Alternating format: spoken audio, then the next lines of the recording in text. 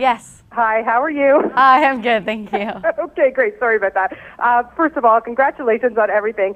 And wow, I have to tell you, I don't know how excited you are for the X-Men to come out, but I have a family full of boys that are chomping at the bit. How amazing was it for you to, sink your teeth into this role? It was great. I had a blast. It was one of the most fun experiences, and I loved watching the movie. Did you did you have a chance to, well, first of all, I wanted to know if you were an X-Men fan in the beginning, or did you even care about it, or, how did you kind of go about taking on the role? I became an X-Men fan because I watched all of the movies before the auditions, and I loved them. And then for researching for the role, I read all of the comic books, and then it kind of turned into my own enjoyment reading all of the comic books. Did you talk to Rebecca about any of it, or was it something that you just kind of, because she had played the role in the other films, did she give you any advice about it? She mostly gave me advice about the makeup and how to survive that. But I did watch her, and she has a very specific walk. But mostly it's kind of how my character turns into her or becomes her. So we couldn't have too many similarities, if that makes sense. Well, exactly. I wanted to ask you that because that must be wonderful for you to have that kind of freedom to take a well-established character, whether, people know her from the comic or whatever, but to kind of develop her. That must have been wonderful. Yeah, it was. It was fantastic. Did you, in terms of working with the other cast, you've got such an amazing cast to work with. I want to talk about James McAvoy because one of my favorite actors, bar none. How did you like working with him? He's one of my favorite people in the entire world. He's the nicest, most down-to-earth, genuine, friendly, funny, and he's such an amazing actor. Yeah. Was it a lot of collaboration between the two of you, or just a lot of fun, I would think? It was mostly just a lot of fun. We had a blast on that set. Yeah, and I have to ask you about the makeup process because what does it entail, Jennifer? You must have to have nerves of steel to have to go through that. Now I do have patience of steel. It's about full body was about 8 hours, and I couldn't have made it through without my makeup artist, the 7 girls who did it. We became very close. Now I have to ask you: is blue your most unfavorite color now? Not really, because now it's kind of the color of everything I own, the bottom of my shoes, my underwear, my bathtub, my cell phone, so I kind of have to like blue.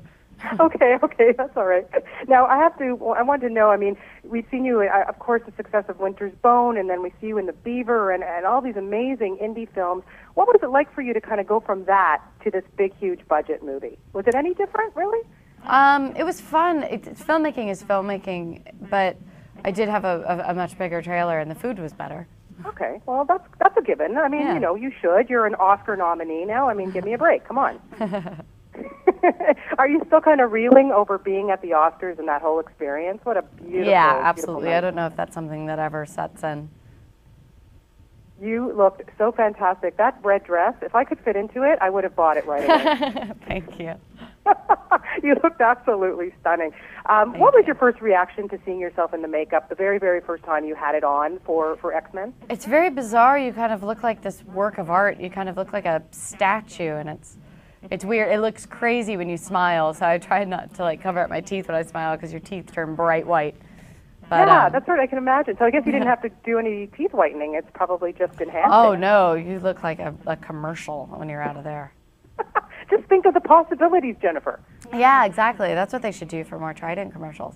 Yeah, absolutely. Now, I can't leave you without talking about The Hunger Games, probably one of the most anticipated films to get started. And how, had you read the books? Were you excited about this? This is such a coveted role, and the fans on the internet are just going nuts about this. Tell me about the excitement, or just, how you're feeling about getting started. I was a huge fan myself before I even really knew about the movie, and then I met with Gary Ross, and I was a hesitant fan as well because it's my favorite book, and I was just so afraid of them making a movie about it because it's so rare that people make movies out of your favorite book and you're satisfied. And after I met with Gary, I knew that he was going to be amazing. I knew that he would do it better, and I would have done anything to be a part of it. Yeah, and is it hard to take on such a character? It's kind of like the Twilight thing where when I remember talking to them, and it's like, the fans, the expectation of it. Like, how do you put that aside and just make her your own? Because you have no choice. You kind of have to, or you're not going to do a good job. Yeah, I'm just so excited for that. So when does that all get started? We're in pre-production for that right now. Okay, well, we look forward to that, and I have to say, I cannot wait to see this X-Men film. Just chomping at the bit. Best of luck to you on everything. I remember talking to you here in Toronto, and you're just such a lovely girl and so deserving of all the success. Thank you. You're very welcome. Have a wonderful day. Okay, thank you. Take care. Bye-bye. Bye.